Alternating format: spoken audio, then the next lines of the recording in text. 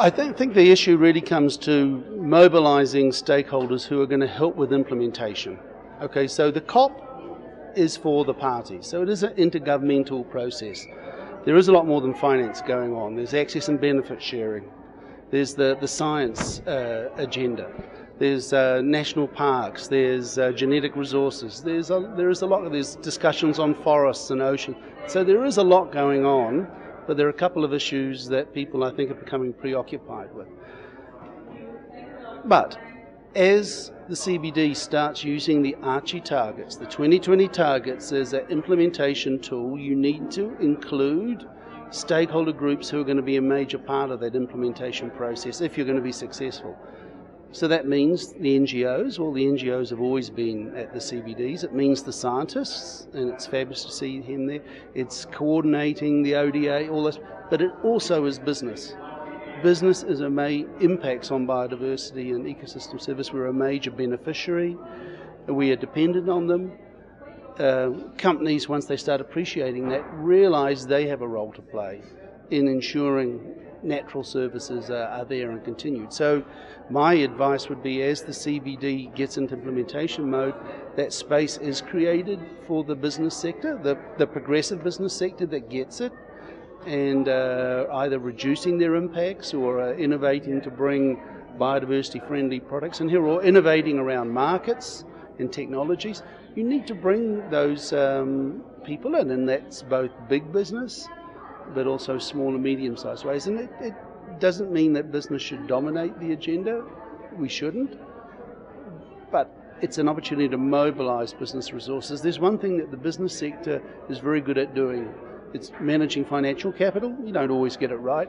But it's about mobilising resources to get good services and technologies to people as consumers on time, the right place. So we're very good at mobilising resources once we have the strategic direction.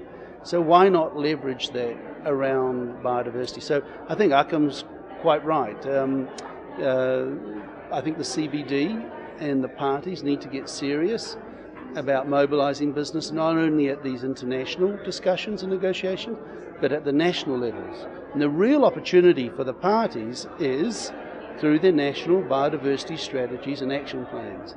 As the parties start changing their biodiversity strategies to help deliver on Archie, bring business in as you start designing policy and implementing it. And that's why we're here. With WBCSD, we're here with a new report. It's called Picking Up the Pace, and it's about accelerating public policy to deliver positive outcomes for biodiversity and ecosystem services. We're proposing a sort of a consultative model, what we're calling our accelerator model, about how you can adapt regulation, develop new regulation, and bring business and other stakeholders in.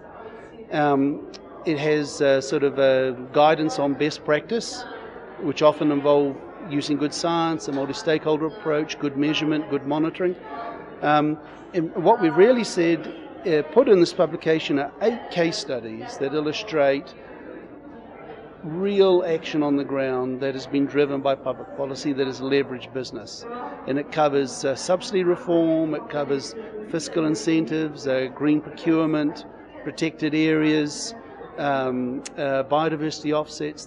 Because what we want to do with these case studies is sort of encourage and inspire action. Because it is really only through effective public policy that these Archie targets are going to be delivered on, that we can be serious about reversing biodiversity loss and serious about ecosystem management and ensuring we have functioning ecosystems to deliver the provisioning services we all need. So we're here saying, yeah, we want to be involved, but there's got to be a more effective way of doing it than we've had here in Hyderabad. How would that more effective way translate into actual action? Give me an idea about how you would like to see perhaps future conferences operate, or future conferences embrace business, or are you talking about more of a involvement on a national level? So give us an idea how business can get more involved. Well, I mean, I think the real value is at the national level. So so you re-examine your permitting laws in a country. and set new requirements about biodiversity management as you develop infrastructure. You look at your forestry legislations, you look at how you're managing your wetlands, how you're managing your water generating ecosystems, how you allocate that. It's at that very practical level that you bring business in to those decision-making processes. So I think that's one way. But here at a global party like this, it's probably trying to leverage global business groups who have similar objectives. So my own organisation, WBCSD, there are other ones, World Economic Forum, there's all sorts of groups. The CBD has a process, the Global Business Partnership, but bringing those people more into the discussions as opposed to running marginal side events, create space during the discussions and dialogues where major groups can make a contribution, can make interventions, can propose text, can not run the show but be a contributor. I mean, if you don't involve a key stakeholder group like business in this, you're missing the opportunity to mobilize their resources. So I represent big companies with big impacts. Big companies they can create a lot of damage through their business operations. The opportunity is to redirect that innovation and that management of financial capital and get them to start managing natural and social capital towards a sustainable future. And that's the opportunity. These companies can really make a huge difference. There appears to be a great suspicion of the private sector amongst some parties here. I mean, I suppose on the smallest level, the cafe downstairs is the private sector. If you have a small shop, you are the private sector, you are business. Where has this suspicion come from? Has it come from, as you just said, big business, sometimes, often misusing the environment, polluting and not coughing up, or are there other sort of deeper strands we need to sort of look out for? Look, it comes back. You can always find bad practice, and everybody's got a story about being ripped off by a taxi driver, bad experiences with a hotel, buying the wrong products. I mean, we all as consumers know that there's experience, but it's about I think it comes back from there's a lot of legacy issues, but through the sustainable development philosophy, I think you have seen some really major changes in forest management practices, and there's a revolution going on within the agribusiness sector right now to ensure that we can feed people but also conserve biodiversity and use water in an effective way. New provisions with the oil and gas sector about, every time there's a major disaster, everyone wants to avoid disasters, but when there is one, there's always a ratchet up on precautions and regulations. What the cement sector, the mining sector, there are these new platforms for progressive business to take the lead. So there's a lot of our membership, our leadership on sustainable development. The value of public policy is that it mainstreams it. It takes it from just being 2 or 3 mining companies or half a dozen forestry companies to leveraging the entire sector through public policy and through scale up. So yeah, there's colonial legacies with some of the developing countries. I think one thing that governments often forget is that they're actually business as well. We had a discussion this morning about sustainable procurement. So the governments can help green markets by putting in place sustainable procurement practices, but governments also own, in many countries, major state-owned enterprises, particularly in the extractive industry. They could make those state-owned enterprises, through the performance objectives they set, major champions of biodiversity. So they're in business as well. They could green their own business sector as well, and that has a knock-on effect. So, the past, there's a lot we can learn from the past, but I think one of the values of the Archie targets, it set this horizon. These are 5 really good strategic goals, and within them a whole lot of sub-targets. The way we would like to be involved, I think through WBCSD, is, okay, as global business, how can you contribute to those targets? We've started that process off. For the World Conservation Congress, we went out to a membership and said, here are the Archie targets. are they business relevant, and do you have any projects where you're showing how you're delivering on that? We ended up with 25 really interesting case studies about how companies were reducing their impacts or innovating around sustainable use, or putting in place new technologies for water efficiency, or working with local communities around sustainable forest management.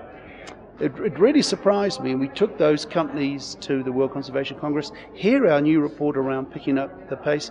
We've also, these are case studies of public policy that have leveraged company or sector action. We've linked them to the Archie targets. So these targets sort of make sense, and I think that for business, that's how you can bring business in. Looking forward, this is a societal challenge. How can you contribute through your corporate practices to these? Because they do resonate with business. That's how we'd like to be involved. One last question. Your report talks a bit about environmental reporting. How important is that to convince all business of the value of biodiversity? And are there, how confident are you that business, such a broad term, so saying business seems a bit stupid, but how confident are you that businesses are gradually developing an awareness of the value of the environment? Well, I mean, I think global businesses, particularly those whose shares are publicly traded, get it already. They've learnt just how important the environment is for them and how they need to manage their carbon emissions. These same companies are having to measure and manage and mitigate their water usage. So for global companies where you have publicly traded shares, we have the investment community. The investment community is now asking these questions. If I'm going to invest in your company for the long term, are you managing your environmental biodiversity ecosystem risk effectively? So these companies are already responding to those issues as well as social issues. So it comes through, companies have to go through a journey. You have to understand your footprint first. You've got to measure. Then you need to start valuing those. And there are some very interesting tools around. Some of them are ours, about how you can do valuation, how you can value your footprint, because that enables you to then make a business decision so you can start mitigating and managing those impacts. And so we're seeing a lot of uptake on this. And that, once you do that, then you can start feeding that into your sustainable development reports that most of our companies produce. Now, we see this as going to accelerate, and within WBCSD we have a major focus now on integrated accounting and reporting.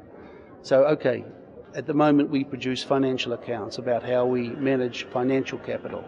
We'll have a 3 to 5 year project that will really innovate on how companies can start focusing in on the natural capital and the social capital, and start managing those hopefully as effectively as they do on financial capital. So how do you bring these externalities onto your balance sheet is something that we'll be working really hard at, because we think if you are serious about a sustainable future, global companies have to have an integrated solution. They've got to deliver profits within the limits of the planet and deliver on the social agenda as well. So the pressure on global companies to do this from the investor community, from their customers, from their own employees, and from government is accelerating. And so our group is trying to anticipate this.